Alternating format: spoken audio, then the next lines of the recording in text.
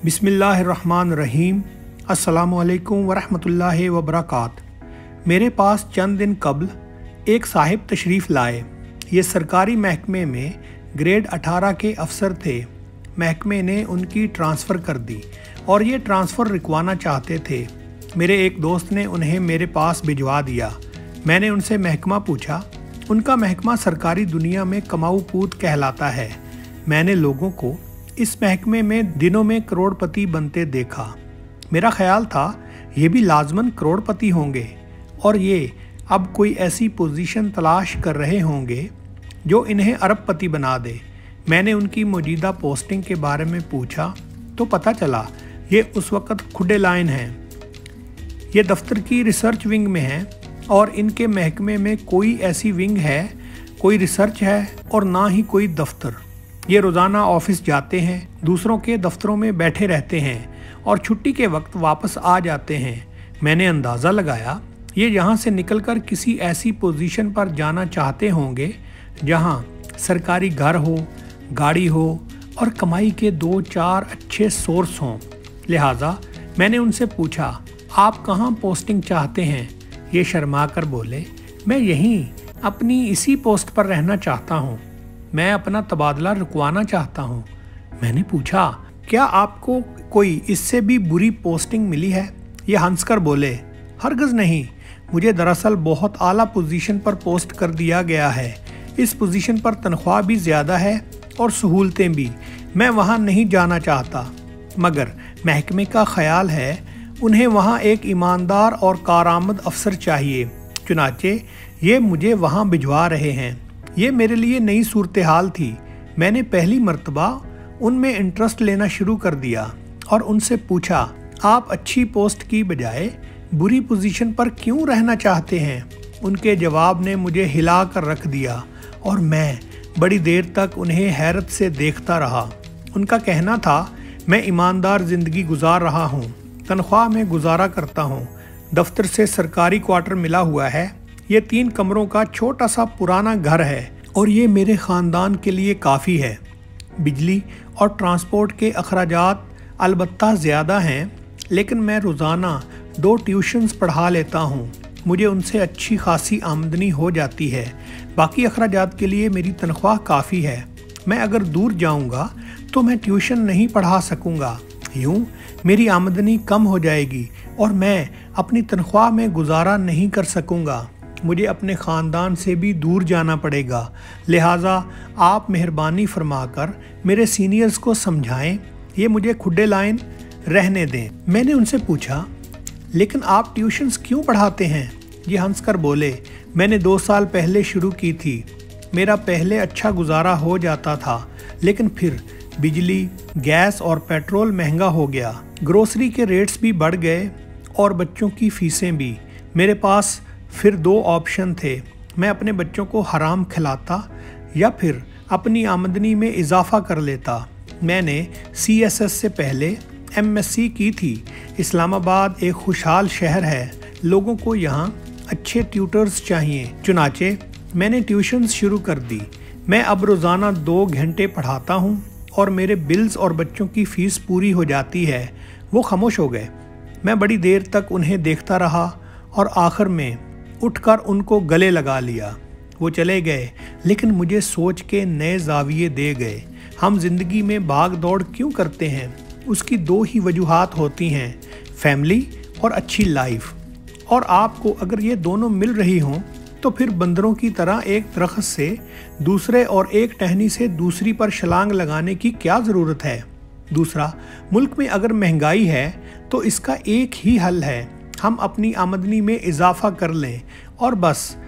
और अगर ये शख्स ये दोनों काम कर रहा है, ये अपने ख़ानदान के साथ ज़्यादा से ज़्यादा वक्त गुजार कर खुश है, और दूसरा, अगर इसके अखराजात में इजाफा हुआ तो उसने सोचा मैं अपनी आमदनी में आसानी के साथ किस तरह इजाफा कर सकता हूँ। उसे महसूस हुआ ये ट्यूशन पढ़ाकर 60-70 हज़ार रुपये कमा सकता है। उसने ट्यूशन्स पढ़ाना शुरू कर दी। इस मामले में उसने CSS 18वें ग्रेड और अपने सो कॉल्ड स्टेटस को रास्ते की दीवार नहीं बनने दिया। लिहाजा ये एक अच्छी खुशहाल और कामयाब ज़िंदगी गुजार रहा है। अब सवाल ये है, हम बाकी सब लोग इस तरह क्यों नहीं सोचते? हम अपने वसाइल के साथ ज़िंदगी को रीशेप क्यों नहीं करते? पाकिस्तान इस वक्त 4 खौफनाक मसलों का शिकार है। पहला मसला पेट्रोल है। पेट्रोल की कीमत पूरी दुनिया में ज़्यादा हो रही है और इसमें अगले 3 साल कमी का कोई चांस नहीं, क्योंकि दुनिया में तेल के 2 बड़े एक्सपोर्टर्स हैं, रूस और सऊदी अरब। रूस यूक्रेन की जंग लड़ रहा है, जबकि सऊदी अरब दुनिया का महंगा तरीन शहर बना रहा है और दोनों को इसके लिए रकम चाहिए। लिहाजा दोनों ने मिलकर पेट्रोल की कीमतें बढ़ा दी। कीमत $80 फी बैरल से $120 फी बैरल हो चुकी है और इसमें मज़ीद इजाफा होगा। पाकिस्तान में भी पेट्रोल अनकरीब 400 रुपये लीटर हो जाएगा और अगर ये कीमत कम भी हो गई तो भी डीज़ल मुसलसल ऊपर जाएगा, क्योंकि दुनिया भर के तमाम बहरी जहाज़ माहौलियाती आलूदगी की वजह से फर्नेस ऑयल से डीज़ल पर शिफ्ट हो रहे हैं। इसके नतीजे में डीज़ल की मांग कई गुना बढ़ जाएगी और यूं इसकी कीमत में इजाफा हो जाएगा। चुनाचे हमें ज़हनी, समाजी और मुआशी लिहाज से तैयारी कर लेनी चाहिए। हमें खुद को पैदल, पब्लिक ट्रांसपोर्ट और कम से कम पेट्रोल के इस्तेमाल के लिए तैयार होना चाहिए। हमारा दूसरा इशू बिजली है। वापडा हर साल 3,700 अरब रुपए की बिजली बेचता है। 579 अरब रुपए की बिजली चोरी हो जाती है। बिजली चोरी रोकने के लिए तगड़ा सिस्टम चाहिए और इस सिस्टम पर चोरी से ज़्यादा रकम खर्च होगी और हमारे पास सरे-दस्त रकम मौजूद ही नहीं। चोरी की रकम निकालें तो बाकी 3,100 अरब रुपए बच जाते हैं और इसमें से हर साल 2,200 अरब रुपए की बिजली पैदा करने वाले इदारों को कैपेसिटी पेमेंट की मद में अदा कर दिए जाते हैं। ये रकम बहुत ज़्यादा है, मगर हम इससे नहीं बच सकते, क्योंकि हम अगर ये रकम अदा नहीं करेंगे तो गैर मुल्की कंपनियां पावर प्लांट्स बंद कर देंगी, जिससे लोड शेडिंग शुरू हो जाएगी। दूसरा, ये कंपनियां आलमी अदालत में पाकिस्तान के खिलाफ मुकदमात भी दर्ज करा देंगी, जिसके नतीजे में हमें भारी जुर्माने अदा करने पड़ेंगे और मुल्क में गैर मुल्की सरमायाकारी भी रुक जाएगी और हम सरे-दस्त ये अफोर्ड नहीं कर सकते। लिहाजा हम रोएं पीटें, सियासतदानों और सरकारी मुलाजमों को फेंटा लगाएं या फिर सड़कें और रेलवे ट्रैक्स बंद कर दें, लेकिन बिजली रोज़ाना की बुनियाद पर महंगी होगी और हमें हर माह पहले से ज़्यादा महंगी बिजली खरीदना पड़ेगी। हकीकत ये है, हम अगर आज अपने मीटर बंद कर दें तो भी हमें 2/3 बिल देना पड़ेंगे और ये कैपेसिटी पेमेंट होंगी। लिहाजा आप ज़हनी तौर पर तैयार रहें और एहतजाज की बजाय मुतबादल के बारे में सोचना शुरू कर दें। हमारा तीसरा मसला गैस है। हमारे गैस के लोकल ज़खायर हमारी ज़रूरत से कहीं नीचे जा चुके हैं। हम अब LNG के बगैर गुजारा नहीं कर सकते और LNG महंगी भी हो चुकी है और हमारे पास ख़रीदने के लिए डॉलर्स भी नहीं हैं। चुनाचे ये सर्दियां भी बहुत मुश्किल और महंगी होगी और इस महंगाई में हर साल इजाफा भी होता चला जाएगा। ये याद रखें, नवंबर और दिसंबर के गैस के बिल आवाम को बिजली और पेट्रोल की कीमतें भुला देंगे। और हमारा चौथा मसला महंगाई है।